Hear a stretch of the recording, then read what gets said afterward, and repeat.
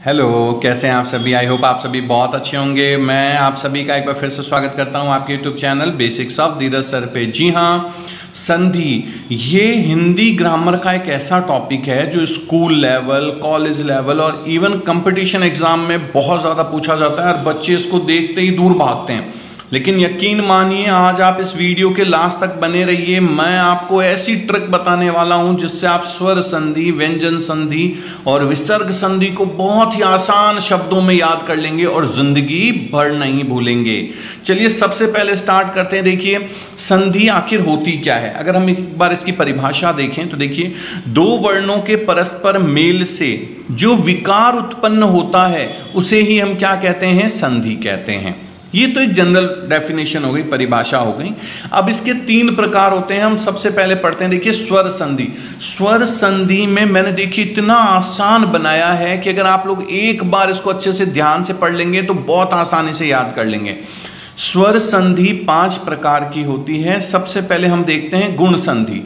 गुण संधि को आप कैसे पहचानेंगे, तो हमेशा ध्यान रखिए, ए और ओ मतलब एक मात्रा, छोटा ए बड़ा ए होता है ना, वैसे ही ओ, छोटा ओ, बड़ा ओ औ, तो जिनमें एक मात्रा है, ए और ओ में जो एक मात्रा वाले शब्द आए तो गुण संधि होगी। ये ध्यान रखिए। जैसे देखिए परोपकार, देखिए ओ की मात्रा आई है ना, एक मात्रा आई है। नरेंद्र, देखिए एक मात्रा आई है, ठीक है, इसमें ए की मात्रा आ गई, इसमें ओ की मात्रा आ गई। इसमें देखिए ये ए की मात्रा है और इसमें ये ओ की मात्रा है ना। ये देखिए, ये इसमें ओ की मात्रा है और इसमें ये ए की मात्रा है। तो जब भी एक मात्रा के शब्द आए हमेशा गुण संधि होगी, ये ध्यान रखना है आपको। दूसरा वृद्धि संधि। वृद्धि संधि देखिए, इसमें दो मात्रा था। ये जो ए ओ था ना, इसी का देखो, ए का आई, ओ का औ, दो मात्राएं हो गई। अब देखिए, जब इसको आप उदाहरण देखेंगे, महोषधि, तो देखिए इसमें औ आ गया, देखिए दो मात्राएं हैं ऊपर, दो मात्रा, इसमें एक मात्रा, इसमें दो मात्रा हो गई।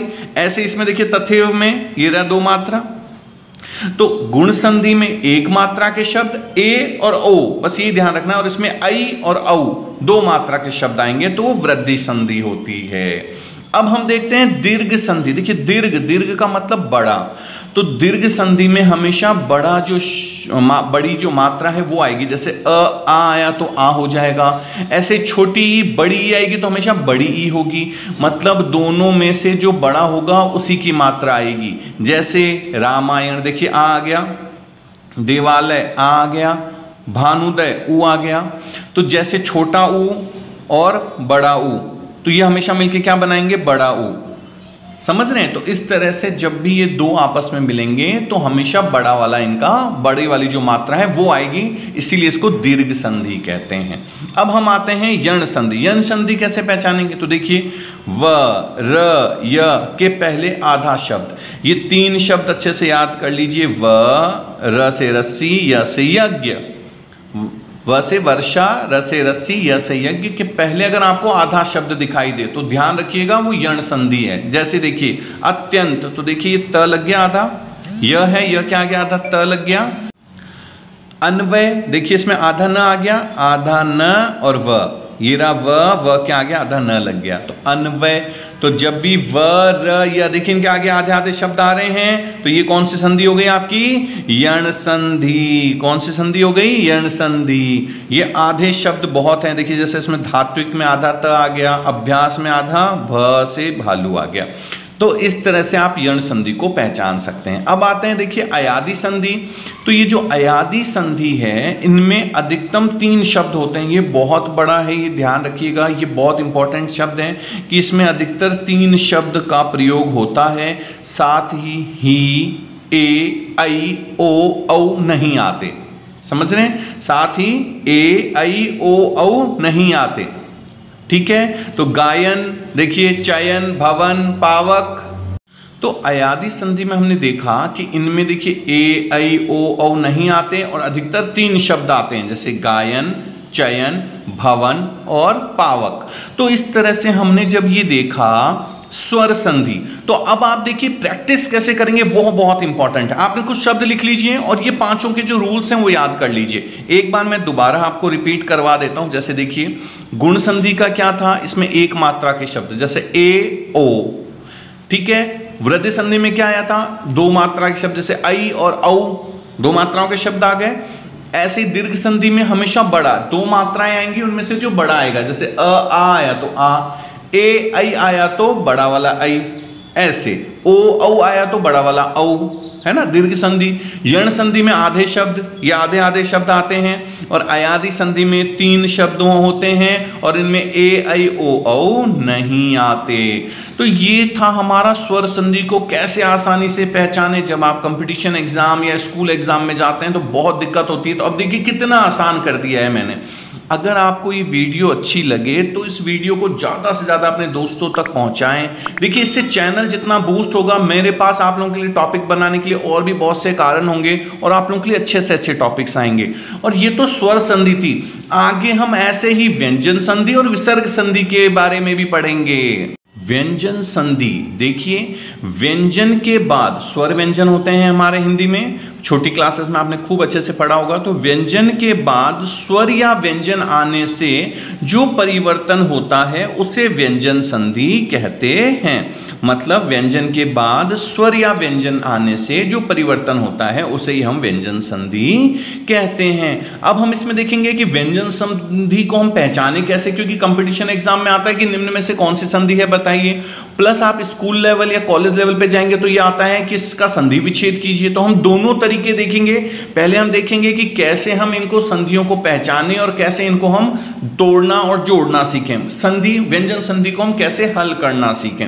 और अगर अभी भी अगर आपने अपने इस चैनल को लाइक और सब्सक्राइब नहीं किया है तो नीचे दिए गए लाल बटन को क्लिक करके लाइक और सब्सक्राइब कर लीजिए। और इस चैनल पे जब आप जाएंगे तो आपको पता चलेगा, आपको इंग्लिश के, मैथ्स के, school level, college level, competition level के बहुत सारे टॉपिक्स मिलेंगे। चलिए हम अपना टॉपिक शुरू करते हैं व्यंजन संधि का। देखिए मैंने इसके लिए बहुत शॉर्ट सी चीजें बनाई हैं, आपको बस याद करना है कि अगर स से सलगम वाला अगर आपके पास है तो ये ईश में बदलेगा। कैसे, देखिए वाक प्लस ईश, देखिए ईश है तो ईश श में और श ईश में, तो वागीश हो गया। ये क्या हो गया, वागीश, समझ गए। गी वागीश, तो जब भी श आए तो किस में चेंज हो जाएगा, ईश में चेंज हो जाएगा। आई बात समझ में। अगर दूसरा रूल देखिए, ये तो हो गया फर्स्ट रूल आपका कि श है तो ईश में, ईश है तो श में बदलेगा। ऐसे आप ध्यान रखिए कि भाई ये शब्द आपस में बदल किस में रहे हैं, ठीक है। अगर आधा श और क है, स से षटकोण वाला, या आधा स से स्लेट और क है, आए तो ये आधा स व ये जो स से षटकोण वाला है, स से स्लेट का आधा है, इनको हम हटा देंगे। इन दोनों को क्या करना है, आपको हटा देना है। जैसे देखिए संस्कार, ये आधा स आया, इस आधे श को हटा दीजिए तो क्या बच गया, समकार। तो ये जो बिंदु होता है ये किसको दिखाता है, म को। तो देखिए समकार, सम प्लस कार। क्या किया मैंने, एक बार वापस देखिए। अगर श से षटकोण में क हो या स से स्लेट के साथ क हो तो इन दोनों को आधे आधे को हटा देना है। क्या करना है, इनको हटा देना है। तो देखिए आधे स को हटा दिया, संकार, तो ये जो बिंदु है म को दिखाता है तो सम प्लस कार, समकार हो गया। ये था इसका दूसरा पॉइंट। अब हम देखेंगे इसके तीसरे पॉइंट को। ये बहुत बड़े हैं, देखिए इनमें से आप जब कंपटीशन एग्जाम का पेपर लेके बैठिएगा तब आपको पता चलेगा मैंने कितने अच्छे तरीके से आपको ये सारे पॉइंट्स दिए। एक भी क्वेश्चन बाहर नहीं जाएगा अगर एक बार आप इनको अच्छे से याद कर लेते हैं तो। देखिए अगर आधा न, क्या है ये, आधा न, ये क्या है, आधा च, क्या है ये, आधा च, ये क्या है, ये आधा न, आधा च, आधा ल, ये ल है, ल आधा ल, आधा ज से जहाज वाला आधा, द से दवात हो। वापस से देखिए, आधा न से नल हो, आधा च से चम्मच हो, या आधा ल से लड़का वाला हो, या आधा ज से जहाज हो, या द से दवात। अगर ये पांचों शब्द आधे आधे, ये चार आधे और अगर द आता है तो ये सब किस में बदल जाएगा, त में। किस में बदलेगा, त से तरबूज वाले में। देखिए कैसे, जैसे सदानंद है, सदानंद, तो देखिए किस में गया, सत प्लस आनंद। मतलब ये शब्द क्या था, ये देखिए सदानंद, तो ये जो आधा न, ये देखियो आनंद निकल गया इसमें से, और ये जो द है, द, ये द किस में चेंज हो गया, त में। देखिए वापस से, द सदानंद, द है तो द किस में चेंज हो गया, त में। ये रहा द किस में चेंज हो जाएगा, त में। अब देखिए उन्मत्त, ये आधा न आया, आधा न, आधा न किस में चेंज हो गया, उत प्लस मत। मत तो पीछे है तो पीछे का पीछे ही रह गया। है ना। अब देखिए उच्चारण, ये देखिए क्या आ रहा है, आधा च, ये पढ़ा था ना सेकंड नंबर पे च, तो च किस में चेंज हो गया, त में, तो उत प्लस चारण।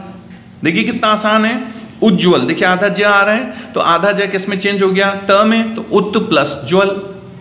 ये देखिए ये वाला ज अपनी जगह पे रहा, ये जो आधा ज था वो क्या हो गया, त। ऐसे ही ल, तल्लीन, तल्लीन, तो ये आधा ल है, किस में चेंज हो गया, त में, तो इसलिए क्या बन गया, तत् प्लस लीन। तो जब भी ये 5 शब्द आए आप उनको किस में बदल देंगे, त से तरबूज में। ये तो हो गया थर्ड नंबर। अब आ जाइए आप चौथे नंबर पे। अगर आपको ग मिले तो ग को किस में चेंज कर देंगे, क में। ग से गाय को किस में चेंज कर देंगे, क से कबूतर में। देखिए कैसे, दिक प्लस अंबर, तो ये क हट के क्या बन गया, ग। देखिए ये क था, क किस में बदल गया, ग, तो क्या हो गया, दिगंबर। क्या हो गया, दिगंबर। आई बात समझ में।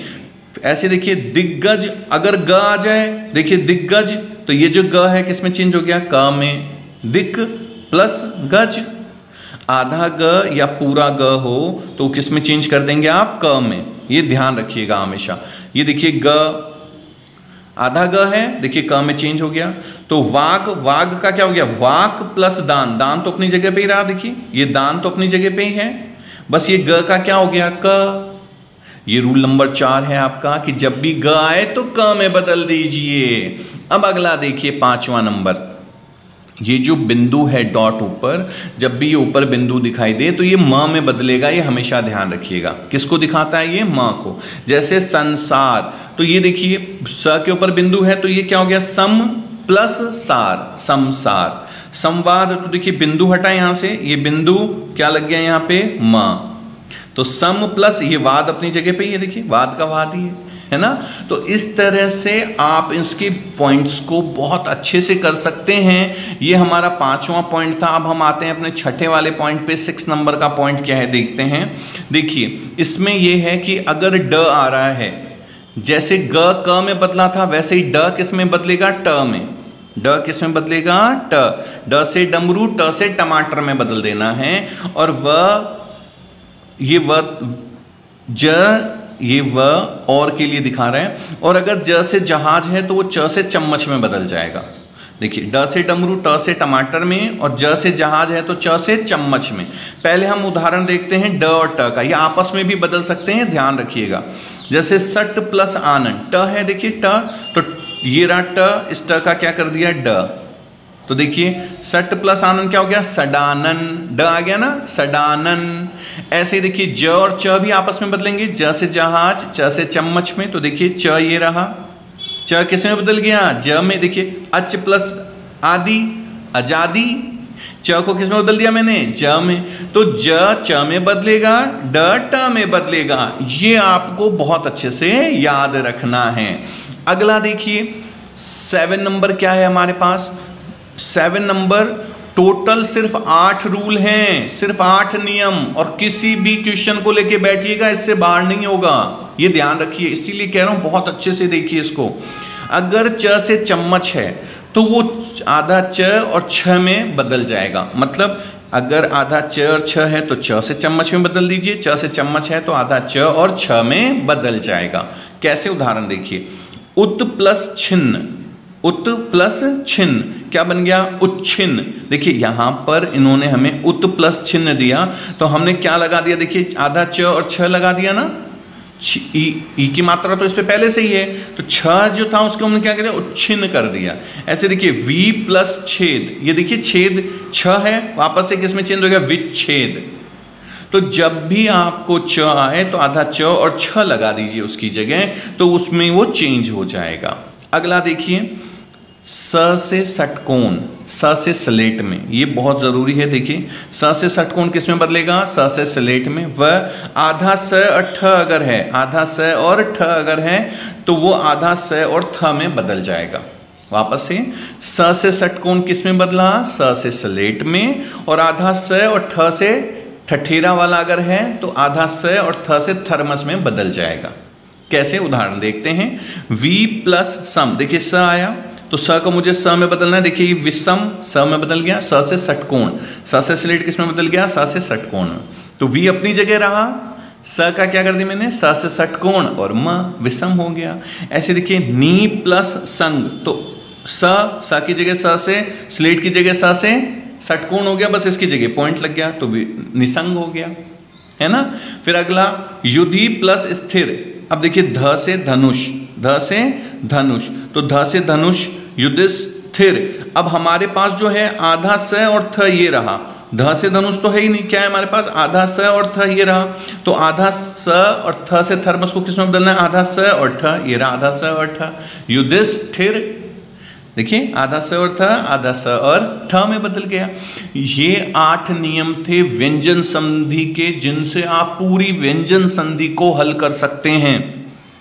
तो ये तो बात आई कि हम कैसे संधि को तोड़ें या जोड़ें। अब आप पहचानेंगे कैसे, कंपटीशन एग्जाम में पहचानने का बहुत बड़ा रोल है। पहचानेंगे कैसे, ये 2 रूल अच्छे से कर लीजिए, रूल नंबर फर्स्ट और रूल नंबर सेकंड।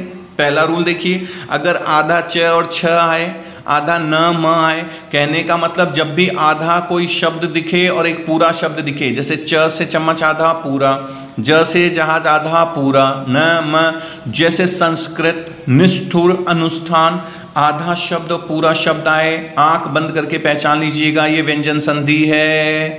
क्लियर। दूसरा देखिए, इसको पहचानने का सबसे आसान तरीका क्या है, इसके ऊपर ये बिंदु, अभी हमने सॉल्व किया था, किसको दिखाता है ये, मां को। क्लियर, मां को दिखाता है। तो इसके उदाहरण है जैसे संहार और संवाद। ये 2 पॉइंट, ये 2 वर्ड्स अगर कहीं भी मिलते हैं तो ध्यान रख लीजिएगा, ये कौन सा है आपका, व्यंजन संधि है ये आपकी। और अभी भी मैं आपको कह रहा हूं, अगर इस चैनल को लाइक और सब्सक्राइब नहीं किया है तो नीचे दिए गए लाल बटन को लाइक और सब्सक्राइब कर लीजिए, क्योंकि ये चैनल आपके पूरे लाइफ टाइम तक काम आने वाला है। इसके वीडियोस जाके देखिए, लिंक जाके देखिए, आपको पता चलेगा हमने मोटिवेशनल वीडियोस और कितनी सारी चीजें डाली हैं। और अगर आपको जैसे व्यंजन संधि है इसमें कोई प्रॉब्लम आ रही हो तो मुझे कमेंट कीजिए, तो मैं आपको उसका सॉल्यूशन कराने की भी पूरी कोशिश करूंगा। तो इस तरह से देखिए हमने देखा व्यंजन संधि को कि किस तरह से हम पहचानेंगे और किस तरह से इसके प्रश्नों का हम हल निकालेंगे। विसर्ग संधि, जी हाँ, विसर्ग संधि को पढ़ने से पहले मैं आपको एक बहुत ही स्मॉल सा पॉइंट बता रहा हूँ, ये बहुत अच्छे से ध्यान रखना है क्योंकि संधि में ये बहुत काम आने वाला है आपके विसर्ग संधि में।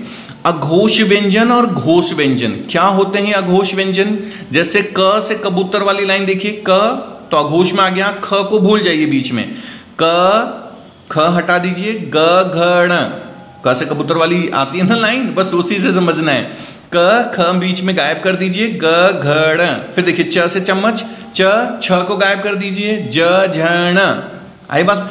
नेक्स्ट सेकंड नंबर के वर्ड हटा दीजिए, फर्स्ट वाले अघोष में आ जाएंगे, बाकी घोष में। ये 4 स्टेप 5 स्टेप तक चलेगा। देखिए क ख हट गया, ग घड़, छ हट गया, ज झण, ट के बाद ठ हट गया, ड ढण, थ हट गया, द धण, फ से फल हट गया, ब भ म।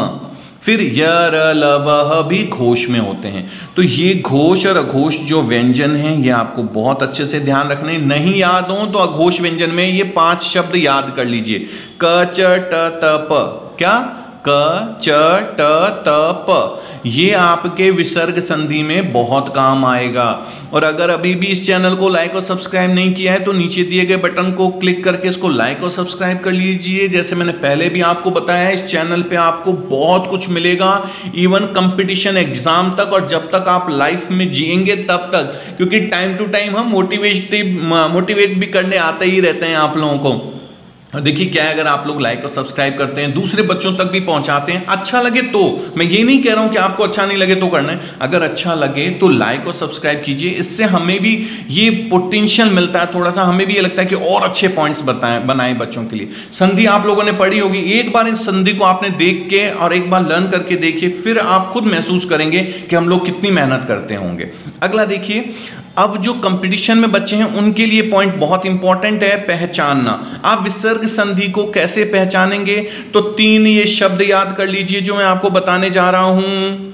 स से स्लेट आधा, स से षटकोण आधा, स से सलगम आधा। 3 तो ये शब्द याद कर लीजिए।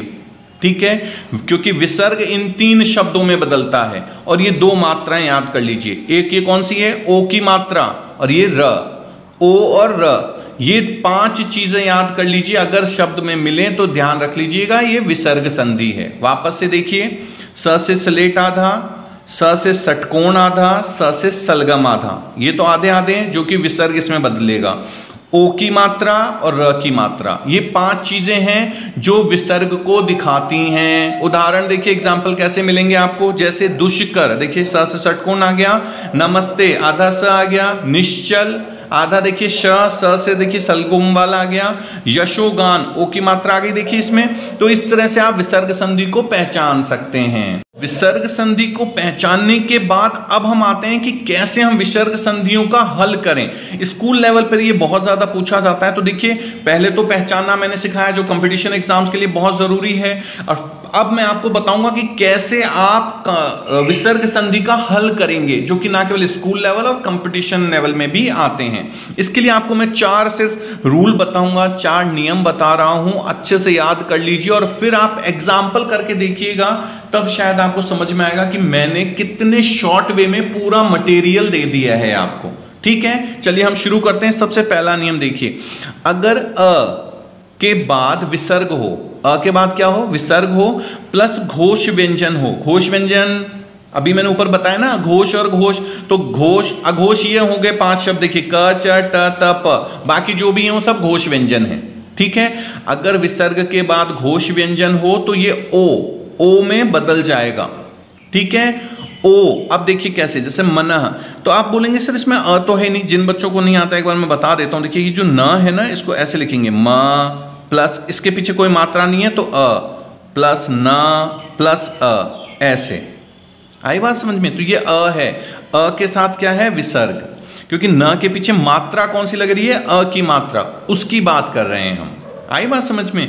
और यहां से देखिए व आ गया, ये रहा, प्लस व, विकार का क्या ले लिया, व, तो ये जब विकार आ गया तो अब यहां पे क्या हो जाएगा, ओ। तो देखिए ये मन है, विसर्ग हट के क्या बन गया, ओ, मनोविकार, मतलब ये विसर्ग हट गया, इसकी जगह ओ की मात्रा लगी तो मनोविकार।